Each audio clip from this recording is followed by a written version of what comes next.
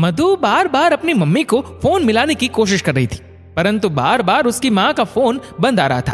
वह अपने कमरे में बैठी हुई पछता रही थी कि उसने रात को ही अपनी मम्मी से बात क्यों नहीं की थी। परंतु उस वक्त तो उसके दिमाग पर क्रोध सवार हो गया था और उसने अपनी मम्मी का फोन तक नहीं उठाया। उसकी मम्मी ने उसे कितना समझाया था, परंतु वह बेहद जिद्दी थी और गुस्सेबाज स्वभाव की थी। वह किसी की बात तक नहीं मानती थी। आज उसका मन चिंताओं से घिरा हुआ था। ऐसे लग रहा था मानो कोई अनहोनी ना हो गई हो। वह फिर से अपने फोन से अपनी मां को मिलाने लगी। अब की बार फोन उसके भतीजे राघव ने उठाया था। जब उसने फोन बंद होने का कारण पूछा तो वह बोला, बुआ, फोन की बैटरी खत्म हो गई थी, अब दोबारा चार्ज करा है। यह सुनकर मधु उस पर चिल्लाकर बोली, अच्छा जल्दी से बड़ी मम्मी से मेरी बात करा दे। मधु की बात सुनकर राघव बोला, बुआ, अब बड़ी मम्मी कभी नहीं बोलेंगी। रात को दिल का दौरा पड़ने से उनकी मृत्यु हो गई। इतना सुनते ही मधु के हाथ से फोन छूटकर नीचे गिर गया, जिसकी आवाज सुनकर उसकी सास और पति उसके पास आए।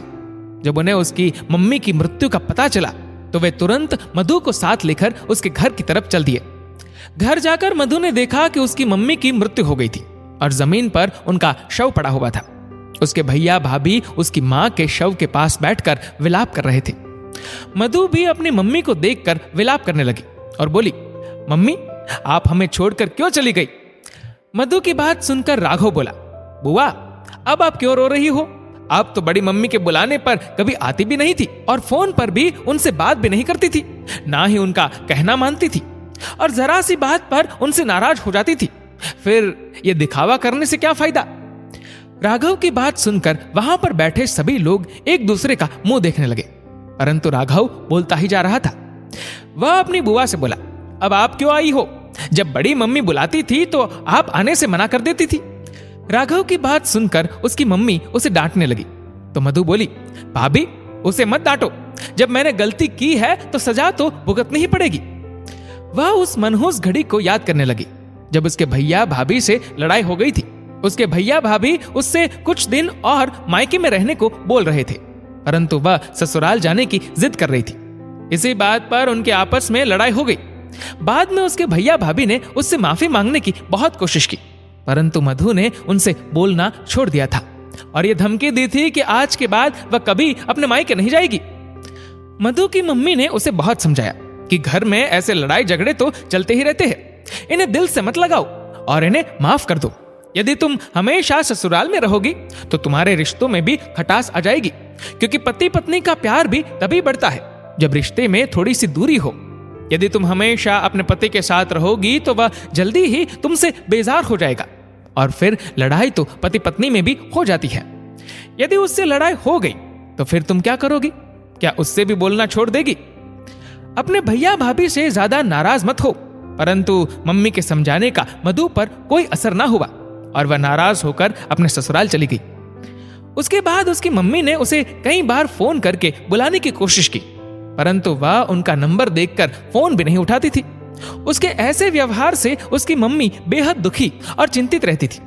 मधु अपने पति से बेहद प्यार करती थी और हमेशा उसके साथ ही रहना चाहती थी।